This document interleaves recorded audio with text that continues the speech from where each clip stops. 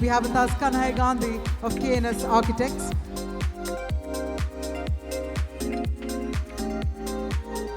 So first of all, I would like to thank Shraddha and the entire team of FOAID and to have me here and talk.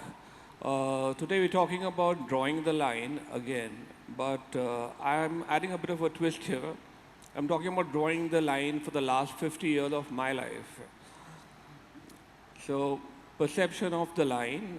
So as a kid, I think from the time you held a pencil till the age of 18, till you join architecture school, there's a very difference of the built and the unbuilt form, and where you get a bit of a formalization of the entire line and the way it reacts in architecture and the way you see it when you were a kid.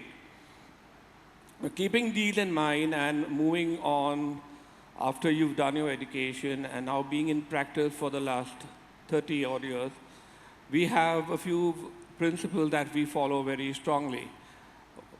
One is our approach is a very strongly research-driven design. We have a strong focus on site analysis and pressing studies, climate-responsive architecture, contextual, and versatility in design. So contextual architecture to us is very important because as KNS, we have been practicing globally. We're doing work from the United States to India and in all parts of the country. To start with, there's a very important project to us. It's called Bombay Build Bazaar, right in the center of the city.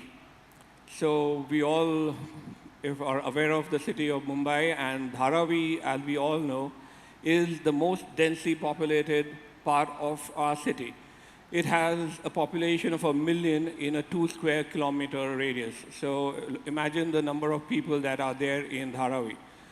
Now looking out, that's the actual streets of Dharavi, where you can see it's unorganized, but at the same time, it has a very strong social connect. That's again some more scenes of the streets of Dharavi. So here we thought that you can see the difference, and that's an actual picture of where there is urbanization, and then there is this entire bit of the slums, which can be seen in the blue color. So here, the drawing the line really matters very strongly. Now looking at the site a little more closer, that's the site.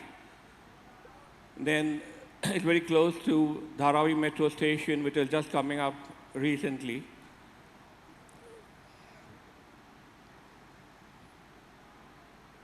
There's a building very close to our plot. The plot, as I said, is approximately 1.5 acres, and we have a FAR of close to 7. So we have to build around 3.5 lakh square feet on this plot, along with the parking. That's the building.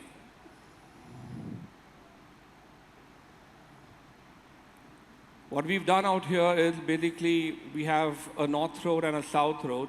We have literally made a street cutting through the site because we really wanted it to be really connected with a lot of people coming in and out. And at the same time, what you see in the red color shows the pedestrian path, which we have literally drawn into the site, and we've cut the whole the entire development into two. And right in the center, we created this courtyard, which is bright green and welcoming. We've split the entire design into two because of the westerly winds and the southern winds, which are main source of ventilation in Mumbai, and it actually creates a lot of passive cooling when the wind blows through it. The retails are on the lower floor, and the entire commercial tower sits on top of it. Now, one of the brief of the client was that they didn't want to make a mall, or they don't want some really high-ended retailers coming in and out here. They want small users. They could be a panwala or someone selling vada pav, and even a bhel puri wala. So he wanted the same culture to come into the entire space. A further close-up of the retail development. So that's the central courtyard, and we have the internal circulation along the central courtyard. Then we've actually created an E-deck, which is like an entertainment deck, which actually splits the retail and the commercial levels. That's the central atrium. We created these amphitheatres to create a lot of connectivity and for social spaces. Then the cores have been kept in such a fashion that they're good to drive around. And it actually even more or less camouflages the tall building on the east side. Then they're connecting bridges a bit more closer of the central atrium. Again, this becomes like a proper market. It gives a feeling of being organized and unorganized. So there's a lot of movement, and this is exactly what we wanted. We wanted the people to come in from Dharavi station, and when they're walking across, they should actually make this like one of their places to come and shop. Even it could be in like small grocery or stuff like that. That's the section of the building.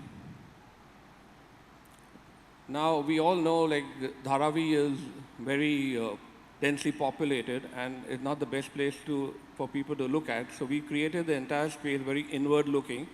And the lower floors are very cantilevered. We worked out the entire structural system, how to achieve the same. That's the general section of the building, and where the lower level are actually looking into the courtyard, and at the upper level, you can start looking out towards the city.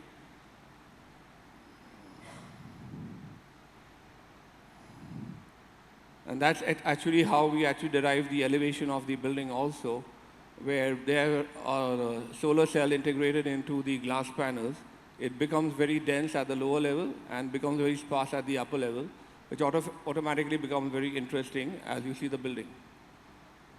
Different sides of the facade, showing you different fields of the atrium. Then this is how the space would look like.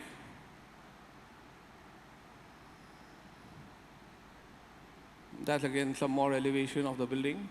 So here the thing is, again, as I said, it's getting into the social cultural context and a very strongly designed responsive architecture, taking care of the weather conditions in Mumbai.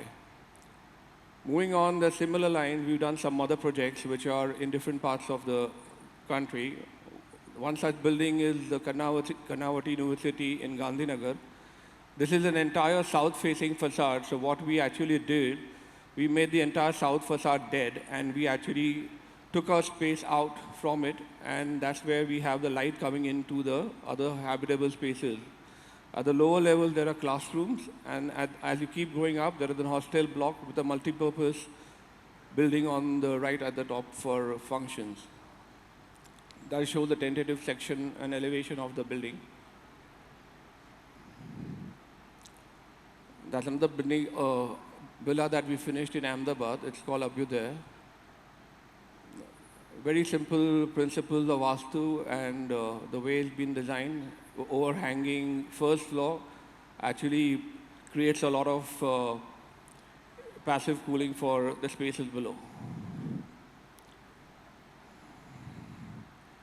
We're doing some more luxury resort. One is in Kashmir and one is in Rajasthan, contrasting weather conditions. One where the temperature drops almost to minus 10 degrees Celsius, and the other one where the temperature is almost up to 55 degrees. So again, keeping strongly contextual architecture. These are under development like right now.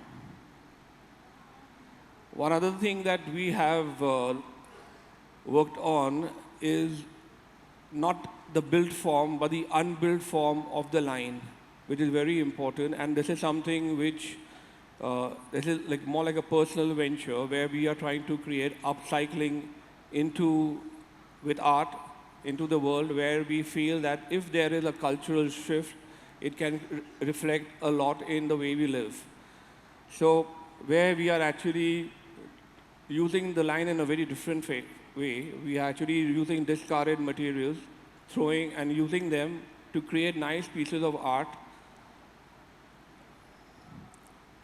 Like this is called the Kali, and the way a simple stroke of line will develop into upcycled art. These are manufactured in Germany and made in Italy and created by us in India. So it's a nice collaboration between the Indo-Western culture.